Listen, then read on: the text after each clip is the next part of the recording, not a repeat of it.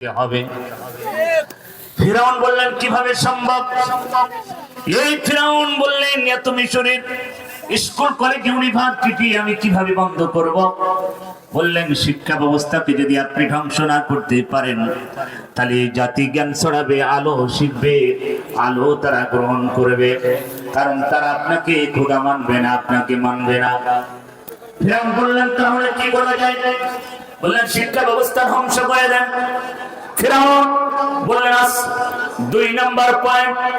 ফিরাউনকে বলা হলো আপনি যদি ক্ষমতায় আপনাকে থাকতে হয়, আপনি যদি খোদা হতে হয়, 2 নম্বর পয়েন্টটা হচ্ছে আপনি তাড়াতাড়ি এই দেশের যত জ্ঞানী আলেম আছে সব হত্যা করে ফেলেন। বুদ্ধিজীবীরা বুদ্ধি দিচ্ছে। ফিরাউন বললেন কিভাবে সম্ভব? এত আলেম এত জ্ঞানীদেরকে হত্যা করব, এটা কি সম্ভব? ফিরাউনের বুদ্ধিজীবীরা বললেন যদি আপনি এই কাজটা না করতে পারেন, এই আলেমরা জ্ঞান ছড়াবে, জ্ঞানীরা তাদের জ্ঞানের কথা বলবে, আলোর পথ দেখাবে, আপনি খোদা হবেন না, আপনি ক্ষমতায় থাকতে পারবেন না। ফিরাউন বললেন তাহলে কি করবো? বলে আপনি আলেম জ্ঞানীদেরকে হত্যা করেন। ফিরাউন বলে 3 নম্বর পয়েন্ট। ফিরাউনকে বলা হলো যদি আপনি আজীবন ক্ষমতায় থাকতে হয় তাহলে আপনাকে 3 নম্বর পয়েন্ট আপনার প্রতিটা সেক্টরে, প্রতিটা ডিপার্টমেন্ট, সচিবালয় থেকে শুরু করে রাষ্ট্রপতি থেকে শুরু করে সেনাপ্রধান, পুলিশ, আনসার বিজিবি, র‍্যাব, কুবরা, সিতা, যা বাহিনী আছে বাংলাদেশে সব বাহিনীর প্রধানকে আপনার আত্মীয়করণ করতে হবে। ফিরাউন বললেন এত আত্মীয় বাবু কোথায়? বলেন আপনার বাবার বাবা, তার দাদা দাদা, মায়ের কোলের আত্মীয়, খালার কোলের আত্মীয়, আপনার যত আত্মীয় স্বজন আছে সব আত্মীয় বের করেন।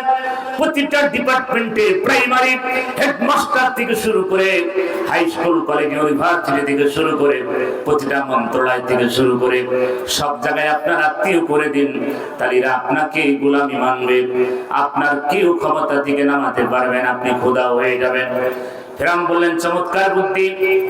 ফিরাউন তাই করলেন। আমার ঢাকাবাসী, ফিরাউন সর্বপ্রথম শিক্ষা ব্যবস্থাকে ধ্বংস করেছিলেন। আমি আপনাদেরকে বলি এই মিশরের যিনি ফিরাউন, উনি পুরুষ না মহিলা?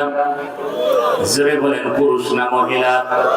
আমার ঢাকাবাসী, জিরাববাসী, ওই মিশরের যিনি ছিলেন উনি হচ্ছেন পুরুষ ফিরাউন, আর আমার দেশে যিনি ছিলেন ইনি হচ্ছেন লেডিস ফিরাউন। কথা বলেন ঠিক কিনা? আমার ভাইয়েরা, ফিরাউন হচ্ছে দুলা ভাই আর ইনি হচ্ছেন শালী। দুলাভার কাছ থেকে সব সিস্টেমেই শালী নিয়েছিল, কিভাবে মানুষকে হত্যা করতে হবে, ক্ষমতায় থাকতে হবে। শাপলা চত্বরে আলেমদেরকে প্রকাশ্যে গুলি করে হত্যা করেছিল। কথা বলেন ঠিক কিনা? আল্লামা সাঈদীকে ইনজেকশন দিয়ে হত্যা করা, এদেশের বড় বড় জ্ঞানী আলেমদেরকে ফাঁসির মঞ্চে ঝুলিয়ে হত্যা করেছে। কথা বলেন ঠিক কিনা? রাতের অন্ধকারে গুম করেছে। আমার ভাইয়েরা, এদেশের হাজার হাজার তরুণ ছাত্রদের বুকের ভিতরে গুলি দিয়েছে। 2000 ছাত্র সাধারণ মানুষকে তারা হত্যা করেছে। 30 থেকে 35-40 হাজার পঙ্গু হয়ে আছে। কথা বলেন ঠিক কিনা? এই 15.5 বছর তারা হাজার হাজার মায়ের বুক খালি করেছে, হাজার হাজার নারীকে বিধবা করেছে। আমার ভাইয়েরা, ফিরাউন ওই জামানায় আলেমদের জ্ঞানীদেরকে হত্যা করেছিলেন। এই লেডিস ফিরাউন একই কায়দায় হত্যা করেছে। বলে ঠিক না? ফিরাউন ওই জামানায় শিক্ষা ব্যবস্থাকে ধ্বংস করেছিল, এই লেডিস ফিরাউন একই কায়দায় শিক্ষা ব্যবস্থাকে ধ্বংস করেছিল। কিভাবে চিন্তা করেন? মানুষ বানর থেকে তৈরি, তারা বইয়ের ভিতরে ঢুকিয়েছিল। কথা বলেন ঠিক কিনা? সম্মানিত ভাইয়েরা আমার, এই জন্য আমি সময় নষ্ট করবো না। আর একটা কথা বলি, তারা শিক্ষা জাতিকে তারা ধ্বংস করার জন্য তারা করেছিল। আমার দেশের লেডিস ফিরাউন তারা শিক্ষা ব্যবস্থাকে ধ্বংস করতে চেয়েছিল। ইসলাম শিক্ষা বই থেকে কত কিছু উঠাই দিল, শারীরিক শিক্ষার ভিতরে এমন কিছু দিল। আমার ভাইয়েরা, এই জাতি সব ভারতের প্রেসক্রিপশন ধরে। বলেন কথা ঠিক কিনা? তারা বলেছিল আমরা মদিনার সনদ দিয়ে দেশ চালাবো। জোরে বলেন কথা ঠিক কিনা? তারা বলেছিল কি বলে নাই? তারা বলেছিল আমরা মদিনার সনদ দিয়ে দেশ চালাবো, কিন্তু তারা মদিনার সনদ দিয়ে দেশ চালাতে পারে নাই। তারা মদির সনদ দিয়ে তারা দেশ চালিয়েছে। আমার ভাইয়েরা, এইভাবে তারা দেশটার 12টা বাজিয়ে আল্লাহ পাক গজব নাযিল করলেন। ওয়া মাকারুল্লাহু খায়রুল মাকিরিন। আল্লাহ নবী, পৃথিবীর মানুষ কৌশল তৈরি করে, তারা যেভাবে কৌশল তারা করে, ও নবী আমল কৌশল তৈরি করি। পৃথিবীর উত্তম কৌশলকারী চিল্লায় বলেন কে? আরে কাজ দিয়ে বলেন কে? আল্লাহ এমন কৌশল তৈরি করেছে, আমার ভাইয়েরা ওই দলের মানুষগুলো পালাতে বাধ্য হয়েছে। কথা বলেন ঠিক কিনা? জিকির করুন লা ইলাহা ইল্লাল্লাহ। একটু চাপা যাবে কি ভাই? একটু চাপা যাবে? বেশি তো গরম না। আর একটা মাঠে আমরা জানি যাবে না, কারণ তারা চালে সরাসরি হিট করতে। কথা বলে ঠিক না? আমরা বুঝি হুজুরকে দেখার জন্য তারা। তা আপনারা একটু কষ্ট করলে হুজুরকে আপনারা দেখতে পাবেন, পেছনের ভাইদের কষ্ট কম হবে। একটু সামনে ভাইরা ফাঁকা জায়গা করা যাবে না, কারণ ওখানে শয়তান বসে ক্লিক দেবে। কারণ সব শয়তান এখন পালাতে পারে নাই। কথা বলে ঠিক না? এখনো শয়তান কিছু আছে, আসলে এই জিরাবতে এখনো আছে। এই ফাঁকের তালে তালে শয়তান যাতে ফাঁকে না ঢুকতে পারে, সেই কাজটা আমরা একটু করি। আর জিকির করুন লা ইলাহা ইল্লাল্লাহ। জোরে লা ইলাহা ইল্লাল্লাহ। আজকে মরলে কালকে 2 দিন, পরের দিন কেউ কাঁদিবে না। যাদের জন্য করলা কামাই, মরলে তারা চিনবে না। সময় থাকতে করো আমল, ঈমান করো খাঁটি। তোমার আমার শেষ ঠিকানা 3.5 হাত মাটি। মানুষ 3.5 হাত মাটি। কথা ঠিক না? আজকে মরলে কালকে 2 দিন, পরের দিন কেউ কাঁদিবে না। যাদের জন্য করলা কামাই, মরলে তারা চিনবে না। সময় থাকতে করো আমল, ঈমান করো খাঁটি। তোমার আমার শেষ ঠিকানা 3.5 হাত মাটি। মানুষ 3.5 হাত মাটি। নারায়ে তাকবীর। কষ্ট হচ্ছে ভাই? রাগ করছে? মেহমান অল্প সময়ের ভিতরে আসবে। সম্মানিত ভাইরা আমার, এই জন্য আমি আপনাদেরকে বলি, ও আশুলিয়াবাসী, ক্ষণিকের এই দুনিয়ায় চিরদিন থাকবো না। এই পৃথিবী ছেড়ে আমাদের সবাইকে চলে যেতে হবে। আল্লাহ পাক বলেন ইন্নাল্লাযীনা আমানু, নিশ্চয় যারা ঈমান আনে, এই পৃথিবীতে যারা ঈমান আনে, ওয়া আমিলুস সালিহাত, এই পৃথিবীতে যারা ভালো কাজ করে। আজকের এই কাজটা ভালো না খারাপ? জোরে বলেন ভালো না খারাপ? মাওলানা হাফিজুর রহমান সাহেব, এই মসজিদের খতিব ইমাম, আমার ভাইয়েরা পাবনার কিছু সন্তান, তিনি আপনাদের মাঝে আছেন, ভালোবাসা দিয়েছেন বলে আছে। কথা বলেন ঠিক কিনা? 24 ঘন্টার ব্যবধানে এত বড় সুন্দর আয়োজন করলেন। আমার ভাইরা আপনারা খুশি না বেজার? কারণ আমরা কোরআনের কথা যেখানে আছে, আমরাও সেখানে আছি। কথা বলেন ঠিক কিনা? ভাইজান কষ্ট করেছে, আল্লাহ পাক কবুল করেছে। ওয়াশরিয়াবাসী, ও জিরাববাসী, খড়িকের এই পৃথিবীতে চিরদিন থাকবো না। বাবার কবরে সন্তান যাবে না, সন্তানের কবরে বাবা যাবে না, মায়ের কবরে মেয়ে যাবে না, মেয়ের কবরে মা যাবে না। খড়িকের এই দুনিয়ায় চিরদিন থাকবো না রে বাজান। আমার বাবা চলে গেছে, তার বাবা চলে গেছে, এই পৃথিবীতে কেউ থাকার জন্য আসে নাই। কথা বলা ঠিক না? আমরা একদিন চলে যাব। এই জন্য আমি আপনাদেরকে একটা কথা বলি, এই বাংলাদেশে আমার হাবিবি ভাই মামুন ভাই যে কথা বলতেছিলেন, ভাইরা আমার, এই ক্ষণিকের এই দুনিয়ায় যদি ন্যায় ইনসাফ প্রতিষ্ঠা হয়ে যায়, এই বাংলাদেশ চোর মুক্ত হয়ে যাবে, টেন্ডার মুক্ত হয়ে যাবে, পাথর দিয়ে মানুষ খুন হবে না, এদেশে চাঁদা চলবে না। কথা বলা ঠিক কিনা? কিন্তু ন্যায় ইনসাফ ভিত্তিক বাংলাদেশ গড়তে হয়। আল্লাহ কোরআন সংসদে নিতে হবে, সংসদে কোরআন ওয়ালা মানুষগুলো পাঠাতে হবে। আমার ভাইয়েরা, এরা মানুষ যদি সংসদে চলে যায়, এদেশে চোর থাকবে না, টেন্ডারবাজি থাকবে না। আমার ভাইয়েরা, একটা আপনাদের কথা বলে যায়, কিয়ামতের ময়দানে তার প্রতিটা কর্মী তার নেতার সাথে ওঠানো হবে, প্রতিটা কর্মীকে তার নেতার সাথে ওঠানো হবে। ও সিরাজবাসী, ও আশুলিয়াবাসী, ঢাকাবাসী, কান দিয়ে শুনি, আমার জীবন, আমার মরণ কুলিন্নাস সালাতি ওয়া নুসুকি ওয়া মাহইয়ায়া ওয়া মামাতি লিল্লাহি রাব্বিল আলামিন। আমার জীবন, আমার মরণ, আমার বেঁচে থাকা, আমার চলে যাওয়া, এই দুনিয়ায় যা কিছু করব কার জন্য?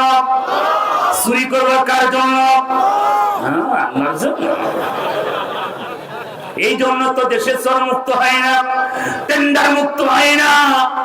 যদি সব আমার আল্লাহর জন্য হয়, একটা কথা বলে যায় আপনাদেরকে, এদেশে যদি ইসলাম আনতে হয়, কোরআন যদি সংসদে নিতে হয়, ভালো মানুষ ছাড়া এটা সম্ভব হবে না। আমরা ভালো মানুষের পক্ষে আছি কিনা? এরকম মানুষ আল্লাহর কোরআন বুকে নিয়ে সংসদে যেতে চাই, আমরা আসি, সংসদে দিতে রাজি আছে? কারা রাজি? হাত তুলে দেখা।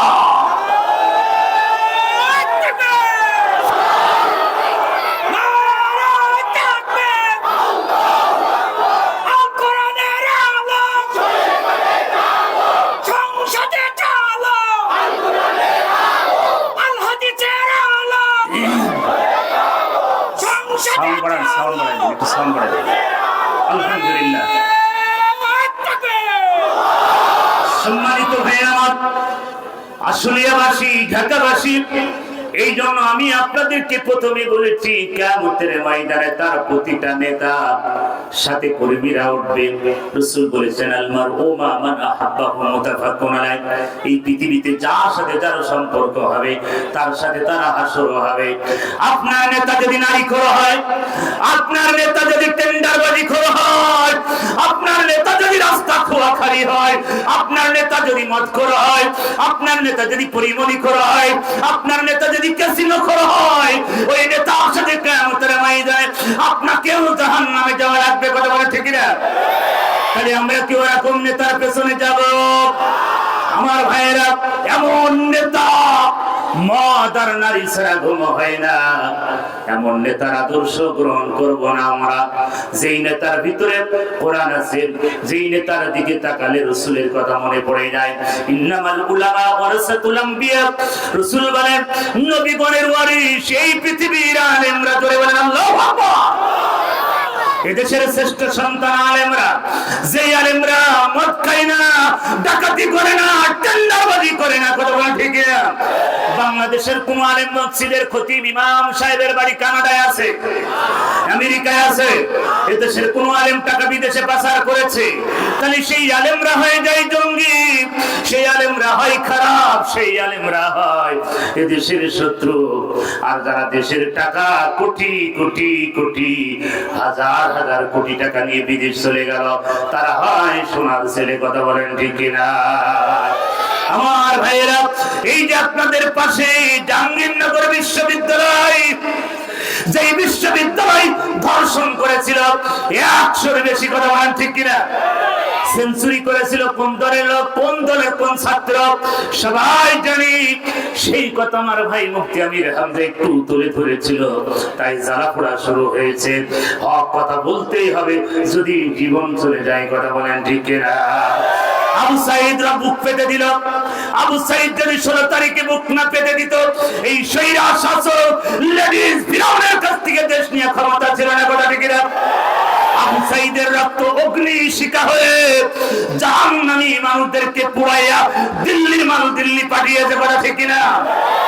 আমি জানি না কোন শহীদের রক্ত আল্লাহর কাছে কবুল হয়ে গেল, কোন শহীদের রক্ত আল্লাহর কাছে গ্রাণ হলো। সেই শহীদের রক্তের বিনিময়ে আল্লাহ পাক শৈরা শাসক ফ্যাসিবাদীদেরকে বাংলার জমিন থেকে বিতাড়িত করেছে। কথা বলেন ঠিক না? কত মায়ের বুক খালি করেছো, তোমাদের কি মনে পড়ে না? তোমরা কিভাবে রাতে ঘুমাও আমার ভাইয়েরা, ও ফাঁসিবাদীর লোকেরা, একটু কি মনে পড়ে না? কত মায়ের বুক খালি করেছো, কত মাকে তোমরা কত মায়ের বুক খালি করলে, কত নারীকে বিধবা করলে। এই দেশে 15.5 বছর 10,000-এর বেশি মানুষ খুন করেছে, কথা ঠিক কিনা? আমার ভাইয়েরা, তারপর তোমরা ওই দলের পেছনে ছোট। একবার কি বিবেকের আয়নার কাছে তোমার কি চোখ খোলে না? রাতের অন্ধকারে একটু তাহাজ্জুদের পাঠিতে বসে যাও রে যুবক। আমার ভাইয়েরা, আসলে আজ রাবর ভাইদের পায়ের ভিতরে হাত রেখে বলি, সেও তো কোনো মায়ের সন্তান, আমিও তো কোনো মায়ের সন্তান। যারা বলেন কথা ঠিক কিনা? সাভারের যেই ঘটনা, সে তো কোনো বাবার সন্তান, মায়ের সন্তান। আসলিয়ায় যে কোনো ভ্যানের উপরে আগুন দিয়ে পোড়ানো হলো, সেটাও কোনো মায়ের সন্তান, কথা ঠিক কিনা? তোমাদের কি মনে পড়ে না কিভাবে তোমরা ঘুমাও, স্ত্রী কিভাবে নিয়ে ঘুমাও? তোমাদের কি কষ্ট হয় না? কত মায়ের বুক খালি করে দিলে। এই জন্য আমি সময় নষ্ট করবো না রে বাজান। আল্লাহ বিচার যা করেছে সেটা সঠিক করেছে, কথা বলেন ঠিক না? এই জন্য দুনিয়ায় কেউ কেন নাই। বাবার কবরে সন্তান যাবে না, সন্তানের কবরে বাবা যাবে না, মায়ের কবরে মেয়ে যাবে না, মেয়ের কবরে মা যাবে না, স্বামীর কবরে স্ত্রী যাবে না, স্ত্রীর কবরে স্বামী যাবে না। যাবে শুধু আমল। কি জোরে বলেন কি? আমল আছে জান্নাত আছে, আমল নাই জান্নাত নাই। রাসূল বলেন, মানুষ মৃত্যুবরণ করার পরে তার সব আমলের দরজা বন্ধ হয়ে যায়, কিছু আমল চালু থাকে। সেটা সাদাকাতুল জারিয়া, নেক সন্তান, মসজিদ, মাদ্রাসা, ভালো ভালো কাজ। আজকের এই কোরআনের মাহফিলের জন্য 24 ঘন্টার ভিতরে কোরআনের মাহফিলের আয়োজন করেছে। প্রতি বছর এরকম মাহফিল হোক, আমরা চাই কি চাই না? জোরে বলেন, চাই কি চাই না? মার ভাইয়েরা, এমন আল্লাহর কোন গোলাম নেই, হুজুর মানে বাবা নেই, অন্ধকার গহীন কবরে মা ঘুমিয়ে আছে। হুজুর, আমি যখন বাড়ি থেকে বিদায় নিয়েছি, আমার মা মেন গেটের সামনে দাঁড়িয়ে থাকলো, যতক্ষণ পর্যন্ত গাড়িতে উঠলাম না। মা আমার কাছে চেয়ে চেয়ে থাকলো, বলছে বাবা কত দ্রুত চলে আসবে। কিন্তু এই মা, রাসূল বলেন, heaven lies at the foot of mother, মায়ের পায়ের নিচে সন্তানের বিভেদ। পৃথিবীতে কোনো মায়ের মতন কোনো নারী হতে পারে না, বাবার মতন পুরুষ কোনো পৃথিবীর পুরুষ হতে পারে না, কথা বলে ঠিক? সেই বাবা, সেই মা অন্ধকার গহীন কবরে চলে গেছে। মা নাই, বাবা নাই, অন্ধকার গহীন কবরে বাবা ঘুমিয়ে আছে, মা ঘুমিয়ে আছে। আল্লাহ পাক বললেন, বিআমওয়ালিহিম ওয়া আনফুসিহিম, আগে মাল দাও তারপরে জান দাও। আল্লাহ পাক দুইটা জিনিসের বিনিময়ে জান্নাত বিক্রয় করবে। জোরে বলেন কয়টা? আরো জোরে, জোর হলো না। দুইটা জিনিসের বিনিময়ে আল্লাহ পাক জান্নাত মুমিনের কাছে বিক্রয় করবে। আশুলিয়াবাসী ও জিরাবাসী, কান দিয়ে শুনি, এই জন্য এমন কোন সন্তান আমি কি ময়দানে পাবো না। হুজুর, এই মাহফিলে কিছু